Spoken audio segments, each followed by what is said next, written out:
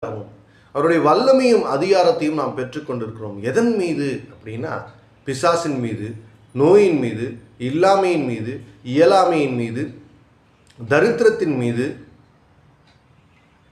நாம் இயேசு கிறிஸ்துவினுடைய அதிகாரத்தை பெற்றுக்கொண்டிருக்கிறோம். அவருடைய இரத்தத்தினால் அவர் ஆதாம் இழந்ததை மீட்டு கொடுத்தார்.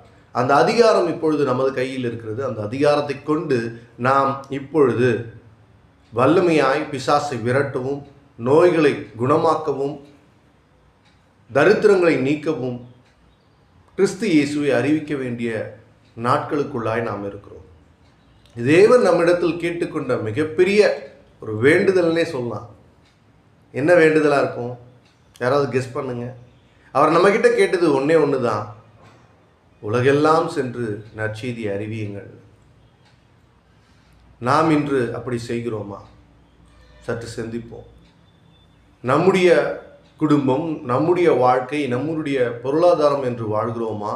அல்லது உண்மையாகவே பணி செய்யக்கூடிய இடங்களிலும், பயணிக்கக்கூடிய இடங்களிலும், சந்திக்கக்கூடிய மனிதர்கள் எல்லோரிடத்திலும் தேவனுடைய அன்பை எடுத்துச் சொல்லுகிறோமா?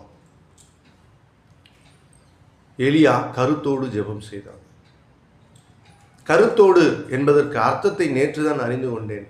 கருத்தோடு என்பதற்கு விசுவாசத்தோடு, நிச்சயமாய் தேவன் தருவார் என்ற ஆழமான விசுவாசத்தோடு எலியா ஜெபம் செய்தார். ரொம்ப முக்கியம்.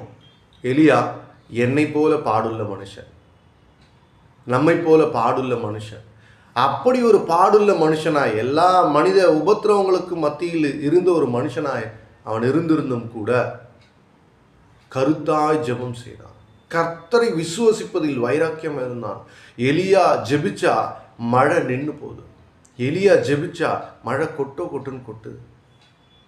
இதனால் ஸ்ரீலங்காவில் இருக்கக்கூடிய நம் அன்பு சகோதர சகோதரிகளுக்காக